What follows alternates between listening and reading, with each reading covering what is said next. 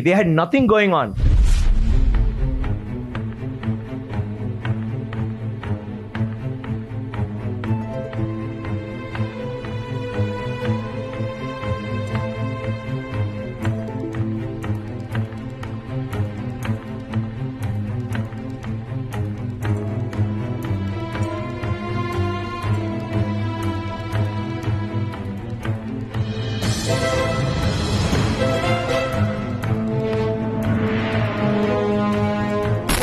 We all talk about the pyramids and how could they have possibly built it? How did they do it so many years ago?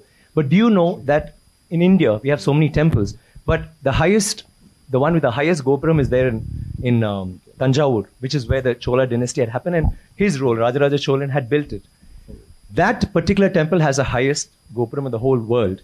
The top stone alone, it's a single stone that weighs 80 tons. 80 tons, not 1 ton or 2 tons. And how did they do it? But do we know that? We all go to the pyramids, we go see the Leaning Tower of Pisa. Someone said something very nicely. He said, we are actually appreciating a building that doesn't stand. It's falling over and wow, let's take a picture, let's take a selfie, and we're getting excited. But we have temples today that stand and they didn't use plaster. Do you know that for this particular stone, they had to use a ramp, which was 6 kilometers long, which was pulled by bulls, elephants, and people. 6 kilometers long to get it up there, without any machinery, without any cranes, without anything. And they didn't have plaster. It's withstood 6 earthquakes. You know what happens when an earthquake comes? Without plaster. What they have done is they have an outer wall.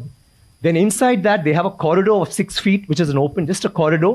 And then they have another structure inside, which goes all the way to the top, which is why they can withstand earthquakes, which is why they stood so long.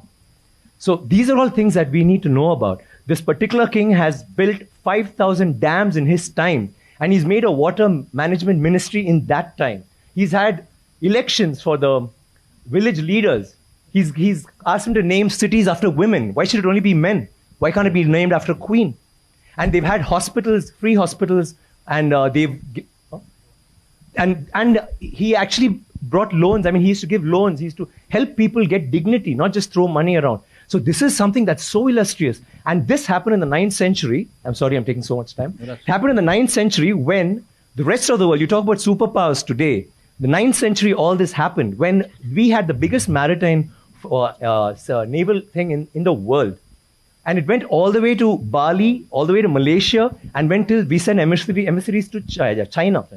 And you know what was the superpower doing then? America hadn't been discovered by Columbus till 500 years later. So think about our culture, think about how advanced we were. We need to be proud of this. It's nothing to do with North India, South India, West India, East India. It is, we are Indians. And we need to feel proud about that. And England is so illustrious, but Englands were invaded by the Vikings, and the Europe was in the dark ages during the 9th century. They had nothing going on.